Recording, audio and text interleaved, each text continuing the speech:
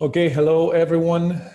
How are you? Thank you for joining our current webinar in which we will be talking about the secrets of storytelling. This is a very important topic for us. We at Globant, we really take storytelling really seriously. We believe that it's an incredible tool to get your point across, to drive a sustainable strategy, to really expand and enhance the power, the emergent value of what you're talking about. And today we want to share some experiences. My name is Emi Orcada. I am a partner at Globant, and I have three wonderful speakers with me that I will present shortly. I want to let you know a couple of things. One of the things is at the end of the session, we're going to have a quick question and answer session, and you can input your questions in the Q&A box in the Zoom software. We will be taking questions exclusively from there. Also, this webinar is being streamed through YouTube, and the video will be hosted there for further inspection, or if you want to view it again. And we'll also be sending an email to everyone who participated with the link to the webinar as well, along with other information as well. So I want to make sure that you guys get to know a little bit of the speakers. We have Mark Bell with us. He is a design and strategy consultant here at Globant. He's based in our beautiful London offices. We also have Leo Ceballos. He's a visual design lead. He's based on our Medellin offices in Colombia. And we also have Claudia Obata, who is a strategy director in our New York offices. The three are going to talk about different aspects of the storytelling. And Mark is going to start right now with the fine art of storytelling. So Mark, all yours. Thank you, everyone.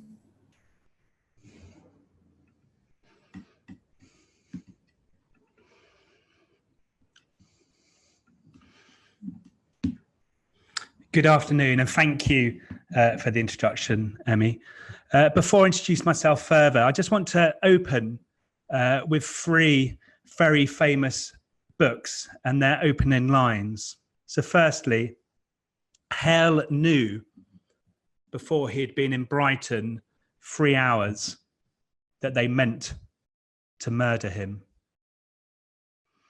It was a bright, cold day in April, and the clocks were striking 13. And finally, it's hot as hell in Montreal, but the papers on the porch are icy with the news. So if the person that could, without using Google, let me know what those three books are from, the first person I'm sure will be able to sort out a prize for. But what I'd like to talk about today is the fine art of storytelling. What makes those openings so interesting? What provokes the questions? What makes you want to read more? And how can we take those learnings from professional writers and actually think, what does that mean for how we talk to colleagues, how we create presentations, how we create products and solutions? So as an example, Martin Maguire, Globant's CEO, walked into the office. Even though Martin's obviously a very important person, this does appear, but it doesn't appear interesting. So what? Now, if I was to add 2 words after this sentence, Martin Maguire, Globant's CEO, walked into the office wearing pajamas. Hopefully, we're intrigued. There's curiosity here. What's happening? Why is Martin in pajamas? We want to read more. And that's what I'd like to dig deeper in today and really understand the fine art of storytelling before I hand over to my colleagues, which will bring it to life for storytelling today and storytelling for business. And really, the reason I chose to dig deep and really start to understand how we can really bring to life the detail of storytelling is a continuation of an event that we, Globant, hosted back in London at Unbound Festival in the summer. 2 colleagues, Chris Averill and Timothy Hurls, they presented Telling Tales and Saving Lives. And the talk was beautifully summarized in this graphic that you can see on the right hand of the screen. And the key principles that they talked about was the overarching points of what makes a good story: knowing your audience and knowing the outcome. And then the middle piece: how do you get your audiences to think about your story? What do we want them to feel? What is it that we want them to do? And that chapter 3 in the middle of that diagram is where I would like to focus today and really bring to life and enable everybody listening to this webinar to have the skills of, whether it's talking to their partner tonight, talking to a friend on the way home, or sitting down and writing a story. What elements can we bring to life to ensure that a story goes from being words to something that is interesting? Now, I've spoken to a number of authors. I've, of course, read books.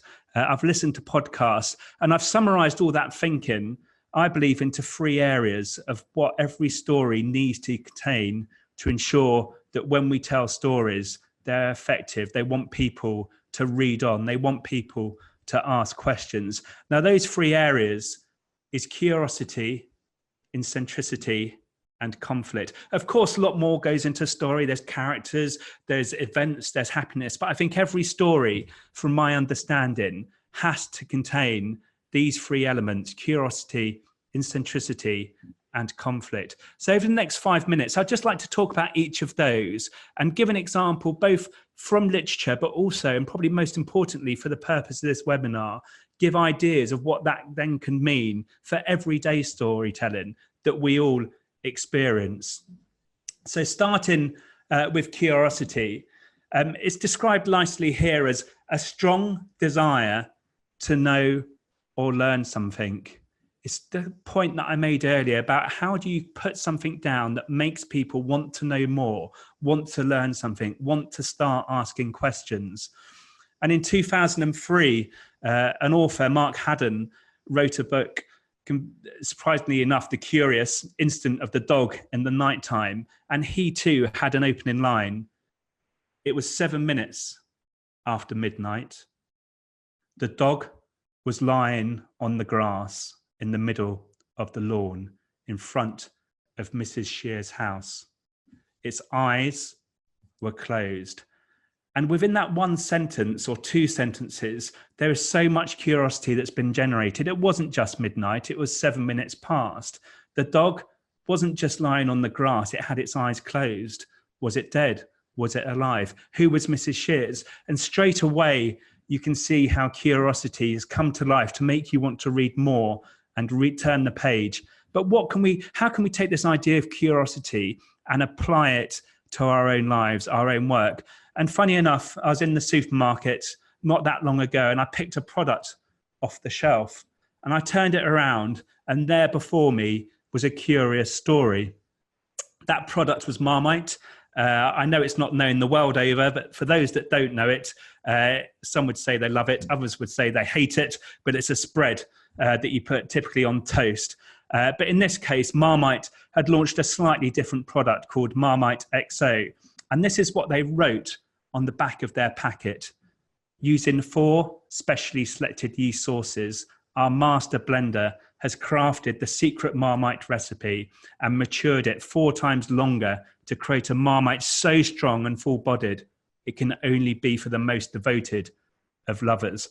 And the idea of creating a curious story, I believe, is there on the back of a food packet. You know, what is the yeast sources? Who is the master blender? How has it been crafted? What is it tasting 4 times stronger of? And straight away, as I said, you're asking questions. You become curious in that piece. And it's so nice to take that thinking and then integrate it into our presentations at Globant, the work we do for our clients. How do we ensure that we use storytelling to build effective relationships? So that's my first kind of pillar of the fine art of storytelling. Second to that is eccentricity. How do we ensure that we make something eccentric? It's described as an oddity or peculiarity. What is it that provokes us to not just be curious, but actually have an interest that wants us to know more? Beautiful piece here from Alice in Wonderland, a book which I hope we all know. The time has come, the walrus said. to talk of many things, of shoes and ships and sealing wax, of cabbages and kings. You know, I don't think you can get more eccentric than that single statement from the author. And, you know, firstly, a walrus is speaking. That's eccentric enough. But not only that, he's talking about sealing wax and cabbages. And straight away, he's enabled us, the audience, to want to ask questions, to want to know more, to read further. So how, with curiosity, can we make the content of the work we're doing more eccentric? And here's a lovely example from a company called The Hustle. As we have done many times, we've submitted our emails to receive newsletters. And normally you get a reply back saying, thank you very much. We look forward to you to being a subscriber. But Hustle have gone a step further. They've made their reply, they've made their response to your email submission eccentric. When they talk about it, they talk about a buzzer going off in their office, somebody dancing on the stage, on their desk, you know, the whole chain of events, of eccentric events about somebody signing up to a newsletter. So it's a really nice kind of extension to creating curiosity, is how do you ensure content in the fine art of storytelling to be eccentric? And what I'd like to, just the third pillar, the third fine art of storytelling, is probably the most challenging one. You know, we naturally don't like creating conflict. It's not a behavior we like as humans, but when we read it or when we see it, we're naturally drawn to it. So how do we bring that into our storytelling without causing offense, but strengthening the fine art of storytelling? It's described as a serious disagreement, obstacle, or argument. And I think Herman Melville did it perfectly in Moby Dick when he wrote, "To the last I grapple with thee, from hell's heart I stab at thee, for hate's sake I spit my last breath at thee." And even though obviously we can see the conflict in that, it's very difficult to then take that as a learning and think, what does that mean for the emails we write tomorrow or the presentations without causing offense? So I'd like to step out of the actual writing of the story and look at the contrast of two different stories that I've worked on previously. The first is a short film, which I'll now play. Good girl, Phoebe. Nice and calm today.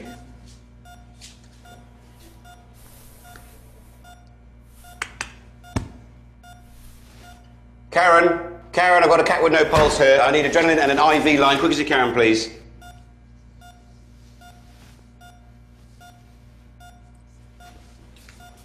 See you tomorrow.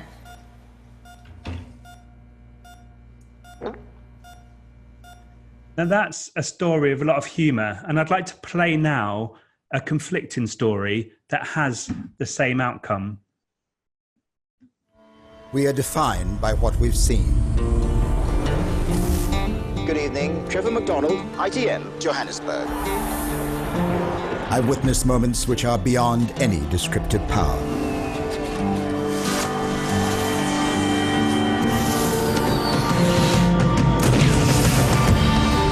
I've seen real terror and the innocence of those who couldn't possibly comprehend. Exotic meals, I've seen a few of those. I watched a man, God bless you all, who could have been crowned king of anywhere. And I've seen the infinite resilience of the human spirit. You're never the same after all that, you know. You see the world differently. Look after your eyes and your vision can last a lifetime. Vision Express. Vision taken seriously.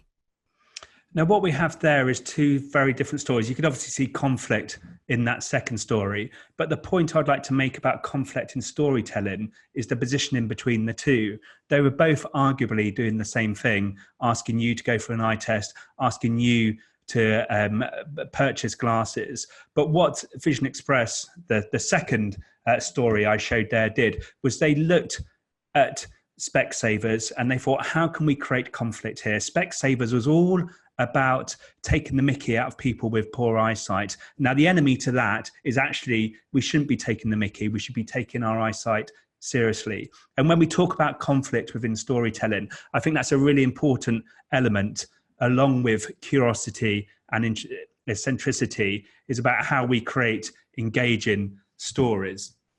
So before I conclude, I would like to just kind of introduce one of the authors. I've seen lots of messages go through. I haven't had a chance to read them, but I assume somebody has been able to name all three of those opening books. But the last one that I gave was done by an author, D.P.C. Pierre. He wrote Vernon Godlittle, which was the opening line of the last statement. He's done a fantastic podcast online. It's accessible from this presentation and easily found, where within 3 minutes, he digs even deeper into the idea of conflict and eccentricity and how you really bring it to life in a story. And the key point is we are all natural storytellers. The film director Darren Aronofsky at South by this year told us that storytelling is in our DNA. And it really made me think about that. And on the right-hand side here, we have my two children, Elodie, aged 9, and Jack, aged 6. And they are, without question, natural storytellers, as every child is around the globe. You know, they're learning the ways of the world. They're wanting to impress older people. And out of them, when they speak, comes natural storytelling. And what I think is interesting, and based very much on this talk that I've given today, is that when I listen to Jack and Elodie speak, they often rely on elements of curiousness, elements of centricity, and elements of conflict to really bring that story to life. So what I'd like to leave you today is firstly with those 3 lines: curiosity, 3 words, curiosity and centricity and conflict. And as I learnt, a good story always opens with the ending. So Brighton Rock was the first story that I mentioned. And with the opening line of being in Brighton for 3 hours, it ends very nicely, the story, with she walked rapidly in the thin June sunlight towards the worst horror of all. And I think within that one sentence, you can see the 3 lines of the 3 words of curiosity, eccentricity, and conflict.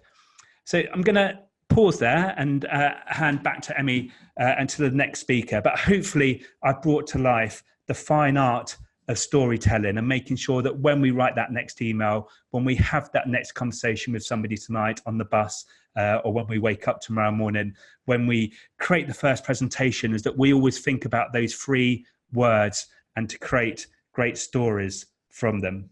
Thank you very much for listening. Mark, thank you so much for inspiring us to pay attention to the elements and aspects of the storytelling. That was wonderful. And I encourage you all, if you have any questions for the Q&A session, please enter it on the Q&A box in the Zoom software. And now we jump to Leo Ceballos. Again, he's one of the visual design directors based in Bogota, and he's going to talk a little bit about storytelling today and how social media and new mediums are changing the way we tell stories. So Leo, all yours. Okay, well, thank you for joining this webinar. Actually, I'm here in Medellin, Colombia, but anyway. When it comes to being relevant in business and also in our careers, everyone has a secret weapon. Some of us develop skills that, set us apart from the rest. Obviously, some of you will say that passion is all. And at some point, I could say that you're right. Without passion, everything falls apart. We've all heard that if you don't love what you do, no matter how hard you try, sooner or later you will fail. But, I was lucky enough to realize that the passion per se is not enough. I started my design career back in 2001. I consider myself as one of the local pioneers of the web design movement here in Medellin, Colombia. I remember, I used to eat, sleep, and breathe Macromedia Flash, Dreamweaver, Adobe Photoshop, and so on. And also, we all know that tech skills are very important too. But as it happens with passion, tech skills are not the only thing that matters the most when you want to stay relevant. So very early in my career, I started to be interested in one thing. And it is, the thing that binds us all together. And no matter who you are or what your profession is, whether you're an entrepreneur or in sales, or maybe you're a designer or a developer, no matter what you do, your job is to tell a story. That is never going to change. We're humans, and that's what we like. We love stories. So, I've learned that the way you build a business and the way you make a real impact is by great storytelling.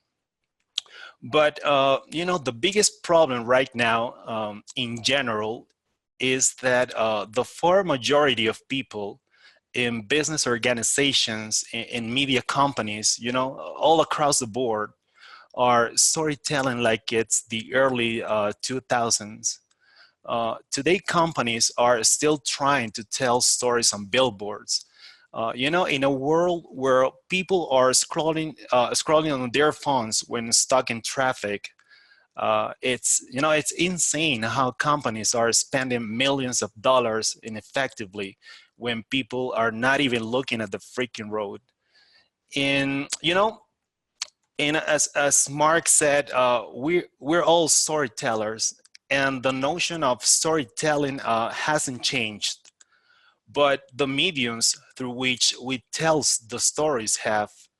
With the ever evolving consumer attention and the advent of social media, we now have to tell a story in new and interesting ways. We gotta find new ways to tell a story that can grab people's attention right at the moment they take out their phones and scroll through various social platforms.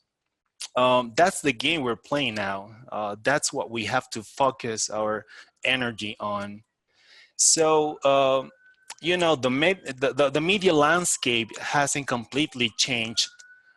We live in a world where, people only watch TV when they want to. And also they can consume in entire seasons of their favorite shows in one night. We're living in an attention deficit disorder culture, where everybody's short on the only commodity that matters in this life, and that is our time. And so to tell a great story, the number one thing you have to do is grab people's attention and evoke a reaction in this noisy world. In a world where there's a huge amount of social content, if we don't make someone stop what they're doing and create a response, we're going to lose. Whether it's an action or an emotion, the true test of storytelling is how they feel or what they do after they consume our story.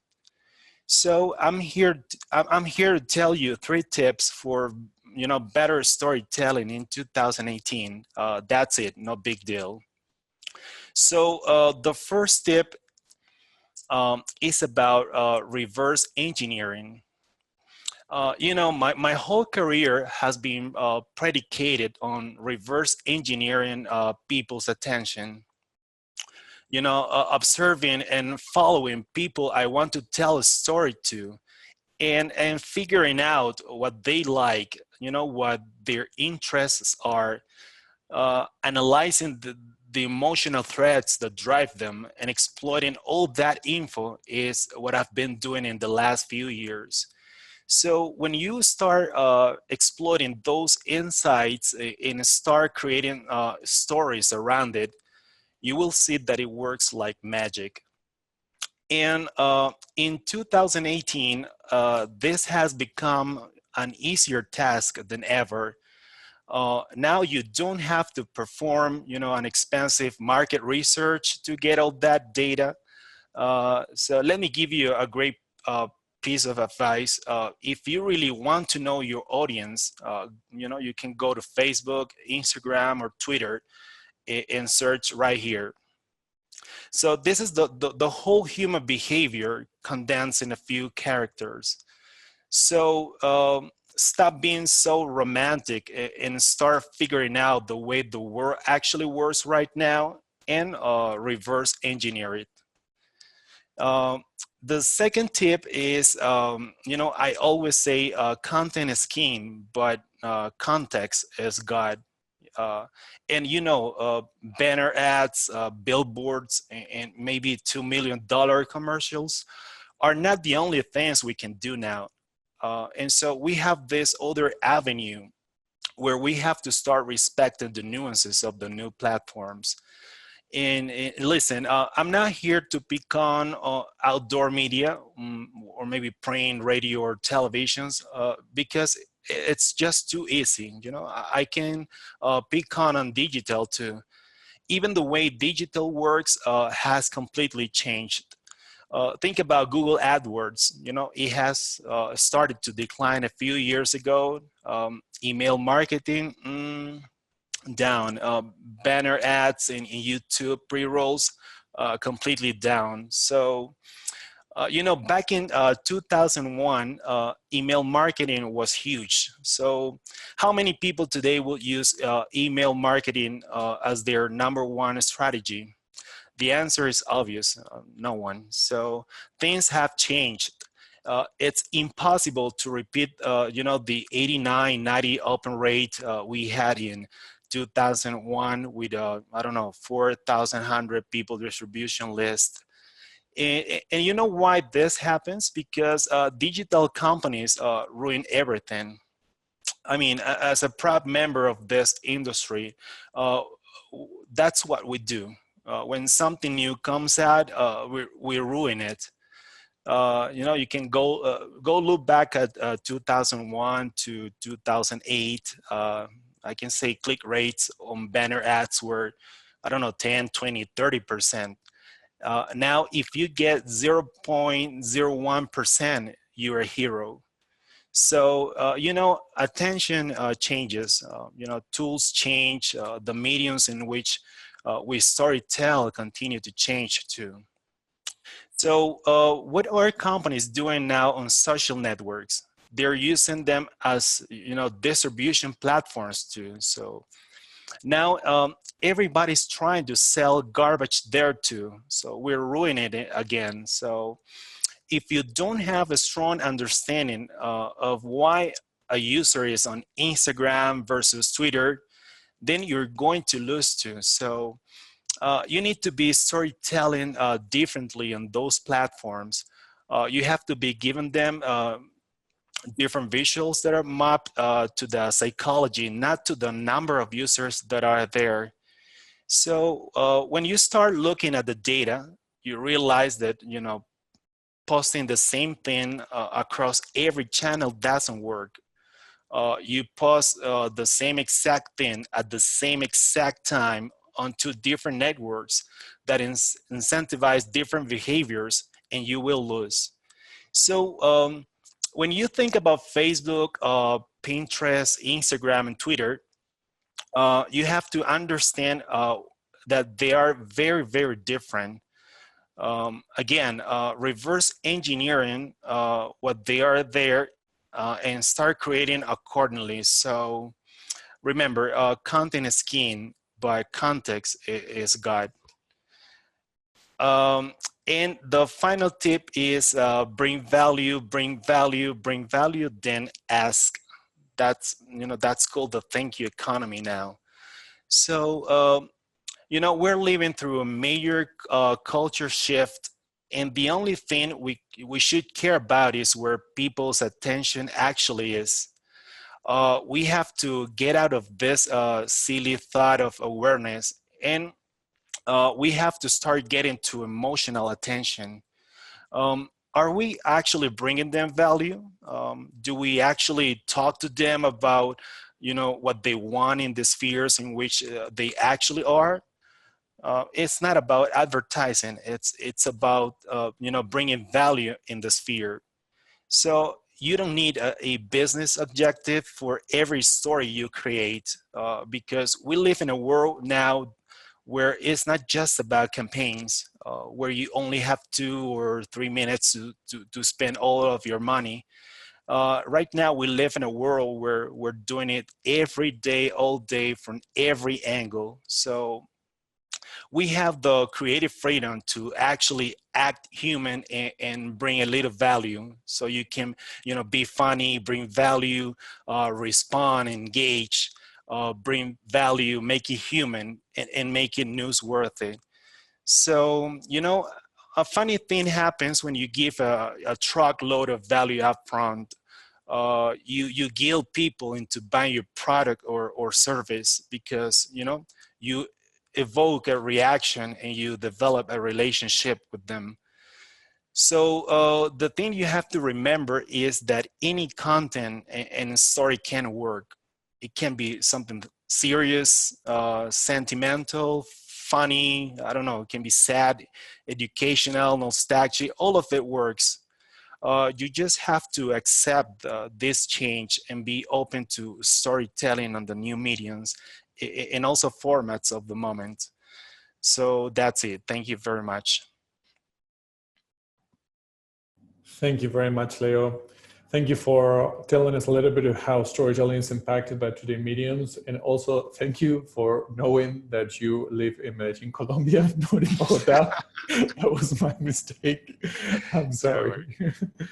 So now we're going to jump to the last speaker of this webinar, Claudia Obata. She's a strategy director in our New York offices at Globant, and she's going to talk a little bit about how storytelling can be used as a strategic business tool, which is extremely interesting. So Claudia, go ahead. Thanks, Sammy. Let me just present my screen. Yeah, so today I want to focus and talk a little bit about storytelling as a strategic business tool. I'll start by acknowledging that storytelling is not new, and to illustrate that fact, I put here an image of the most famous book of all time, the Bible, and just to show a little bit of how good stories have the power to get us talking about them and discussing them over centuries. But anyway, a lot of industries have embraced the science behind storytelling for obvious reasons. But if we go even beyond movies and books, and we bring this a little bit closer to the corporate environment, I think storytelling has been part of advertising and marketing for ages now. But when it comes to talking about storytelling as more of a strategic framework and a business tool, is relatively newer. But now everywhere we hear about how storytelling has become a must-have skill for business leaders. And if we go to a lot of the business schools, you will find the resources and courses and programs on strategic storytelling, executive storytelling. And I was wondering why this happened, and why is that suddenly stories become such a powerful skill for business leaders.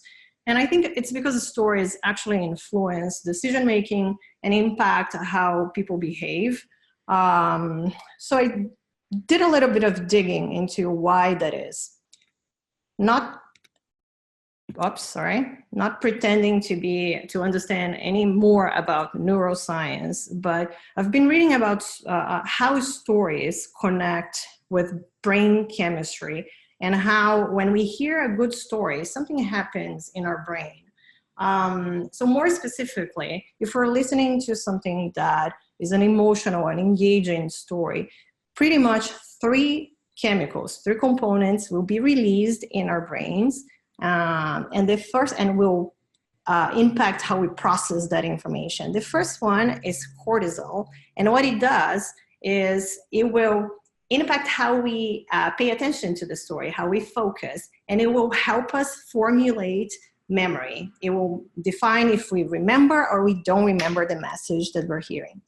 The second one is dopamine, And that is the component that helps us regulate our feelings and how we feel about what we're hearing. It will keep us engaged or not engaged into certain stories.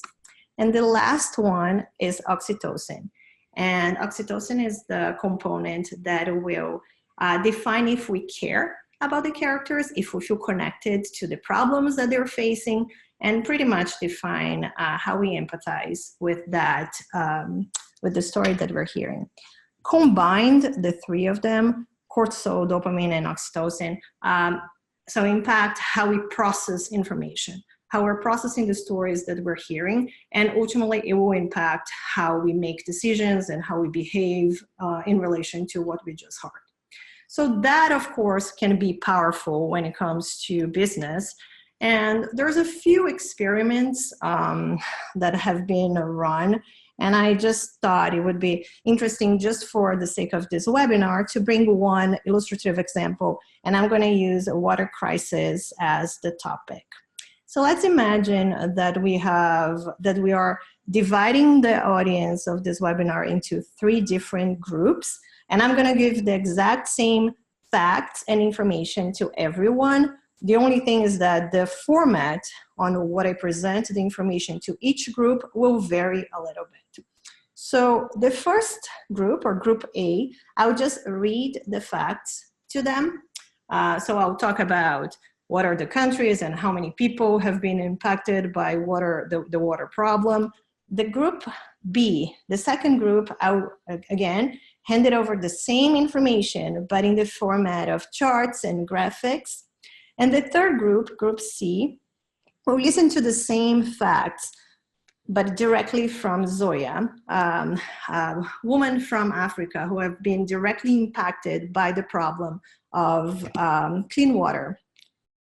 So then what we'll do is we'll wait 3 weeks, and we'll see which group remembers more accurately the facts that were presented to them. And I'm sure everyone guessed the same, and we will all be right when we say, yes, of course, group C retained the information better.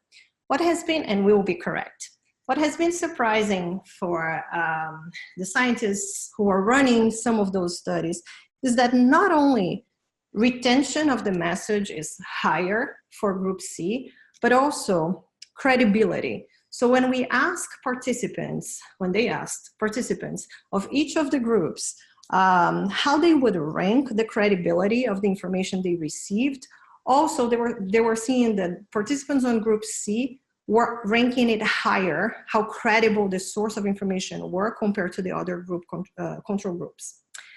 Not only that, in addition to retention and credibility, group C was also more likely to take action. So in this context, for example, what it means is that when given the chance to contribute, for example, to a charity or to organizations who are helping fix and solve the water problem in the world, participants on group C were more likely to make donations and more likely to contribute more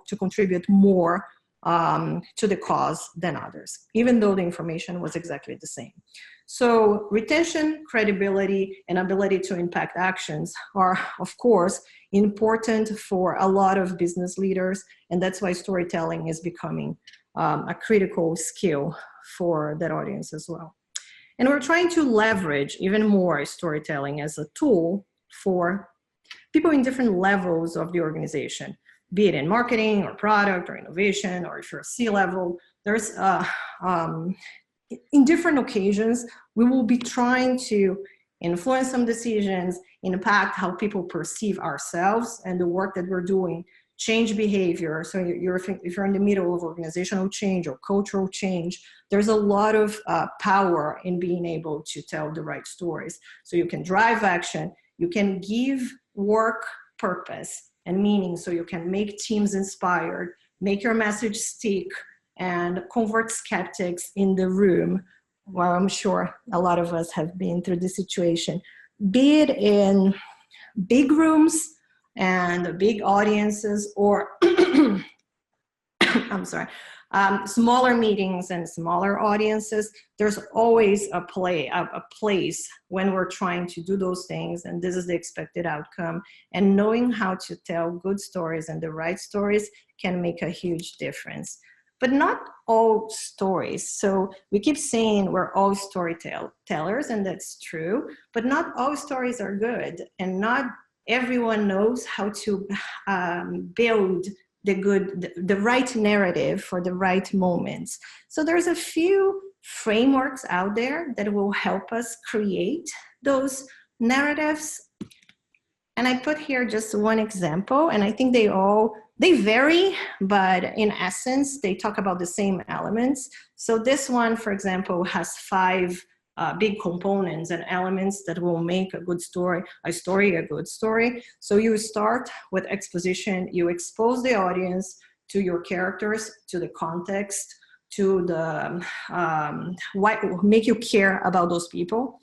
You introduce the problem that they are facing, and then you go through this journey that will have ups and downs, and you provide details on how our characters are trying to solve that problem, and you end with the resolution and with a happy ending at the end, a happy ending. But when it comes to corporate storytelling, we're not fiction writing. So it's not only about, we shouldn't only care about the emotional journey that characters and people are going through.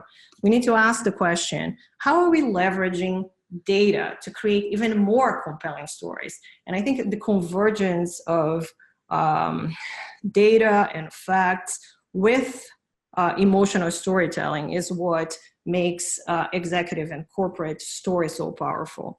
And when I say data is storytelling, and there's a few references available to define what that is, I'm going beyond infographics. So it's not only translating numbers and facts into beautiful visualizations, it's actually using that to create more detail and a more compelling emotional stories as well.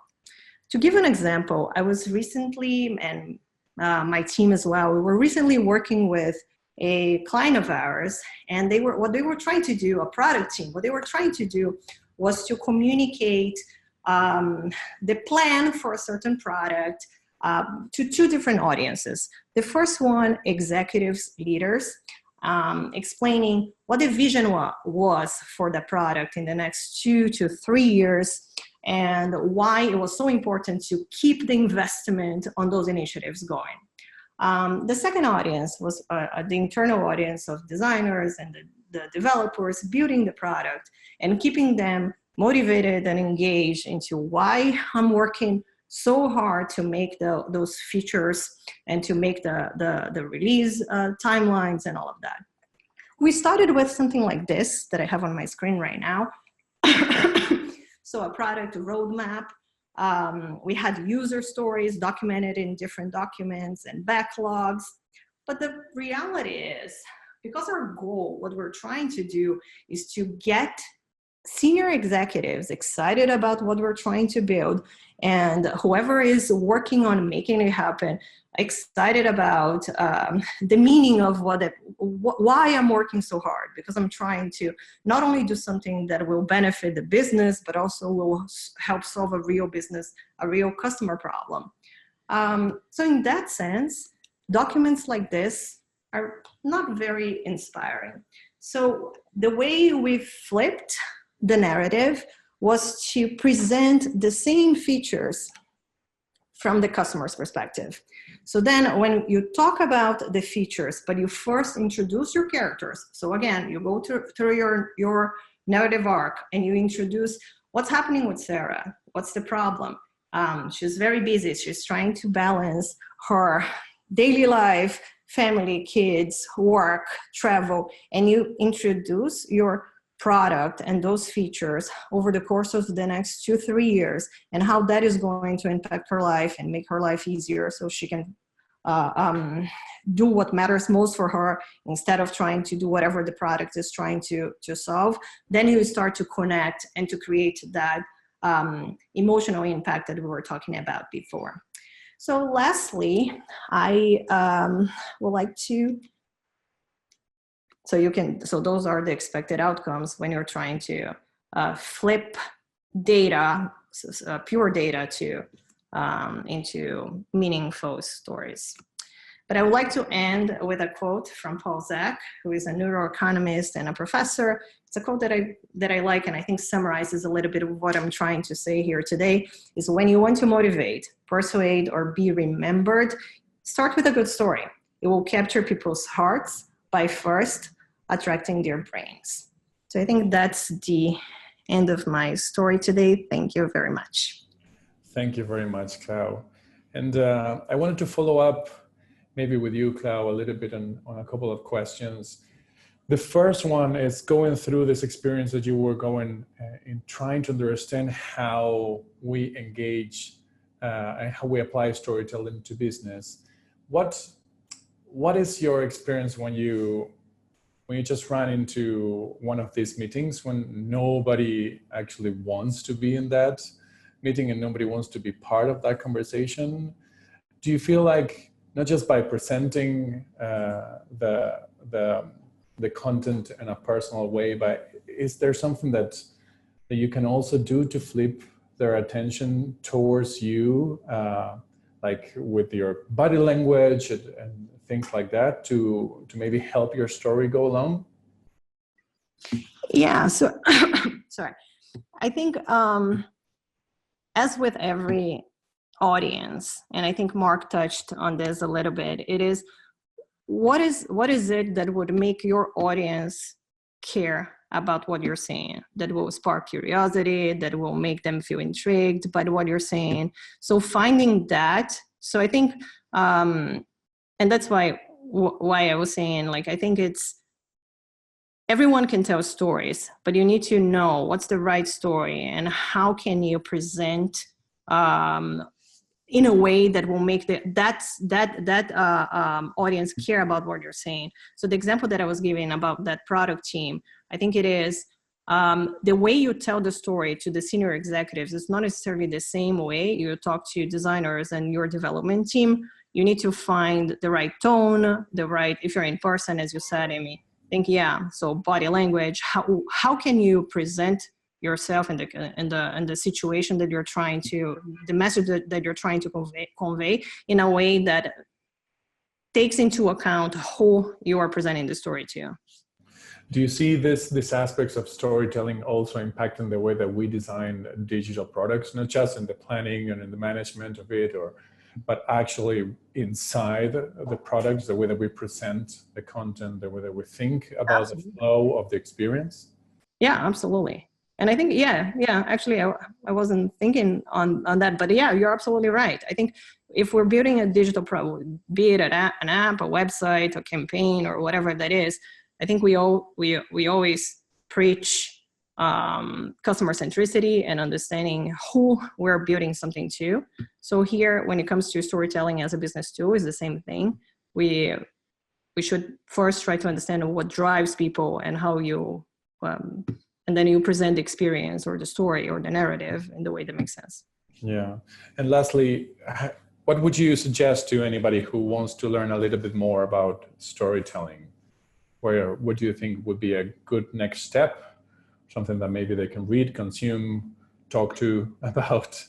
Yeah, so this is actually, as I was preparing for this webinar, I was surprised to see how many, in the context, and again, I think there's a lot of amazing resources on storytelling for other purposes. I was trying to focus on storytelling for business and like executive use, how to make yourself a better corporate storyteller. And there are so many podcasts, and I think Mark mentioned one of them, but I can actually share after today. I can share with everyone who participated in the webinar a few of the best resources that I found. There are some other webinars and podcasts and articles that really helped me understand not only why we're doing this, but like how I mentioned a few aspects of how brain works and how we process information. But even though it seems a technicality, it really helps understand how you create narratives for different audiences. It really does, definitely. And thank you, Clau, thank you, Leo, and thank you, Mark, as well. And thank you, everybody who joined the webinar today. We'll make sure to send you the video and also along the links that Clau was mentioning and other information. And so you can also read it, pay attention to it, learn a little bit more about storytelling and the impact that it can have on your work. So thank you, everybody, for joining, and we'll see you on the next one. Have a good day.